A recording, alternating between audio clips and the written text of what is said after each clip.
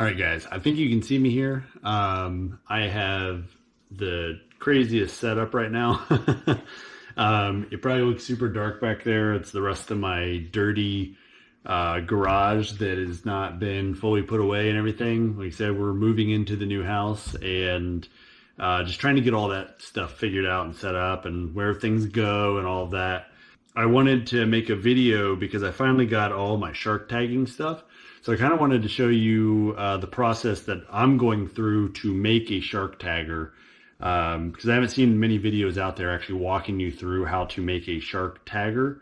And then I'm going to connect this with a later video of actually how you tag a shark and all of that. So hopefully you guys can find some benefit from this program. But I just wanted to walk you through some of the stuff that they send in a package. This is a full volunteer program. So not affiliated with the NOAA or anything like that, but they do send you some pretty cool swag, you know, for for helping them out and everything. Main thing that you're going to get are these tags, and this is what actually gets put into the right beside the dorsal of the shark, and they send you 3 just to start off. So the way that these work, they have a sharpened point will get pushed into the shark, and that stops it. These barbs kind of stop it from coming back out. And then you have this exposed tag that will be hanging out of the shark.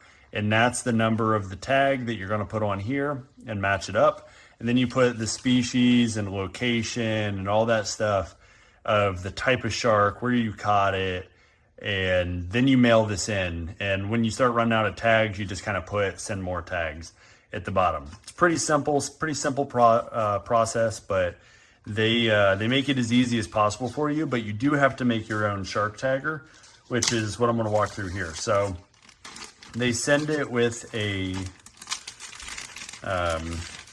couple rubber bands and a pretty thick piece of metal, which is actually made to connect into the point here. But I only need about that much of it, enough to hold and, you know, jam in. And then this is going to go into the end of my flat end. And that's what I'm going to kind of use to make this out of. So let me go make that cut real quick and I'll be right back with you. All right, so I made about a foot long piece that has the flat end where I'm going to put the business end, and this already rounded end is going to be nice because you can kind of put that in your palm and make sure that you have some good force to get that in. So we're looking at a 3/16.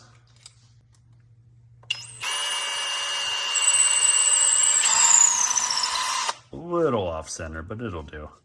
But that fits actually really snug in there. You take one of these tags off. The way that you do these, and then really you could have it hang off the end if you want, but that's why they send some rubber bands. It's clean up like a guy. You got your rubber band on. So move that back to keep a little bit of tension on there. Then that's perfect. It's on there pretty sturdy. It's not like really moving anywhere.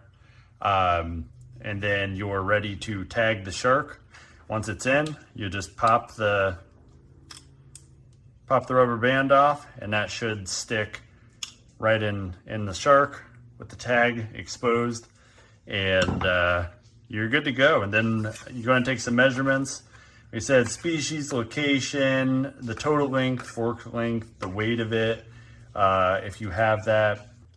All right, so now that we have our tagger, it's ready to go. They're gonna send you some information about how to use the tags and all of that. But also there's some NOAA stuff about catch and release, the recreational fishing compliance guide, the tagging program. So This will walk you through exactly where to tag these sharks. They really give you everything that you need. I actually just wanted to do a little quick update. So if you noticed, my the little jabby part is sticking out a little bit less. I actually made the hole just a little bit bigger to put some glue in there, and it's the bit that I had to drill it deeper.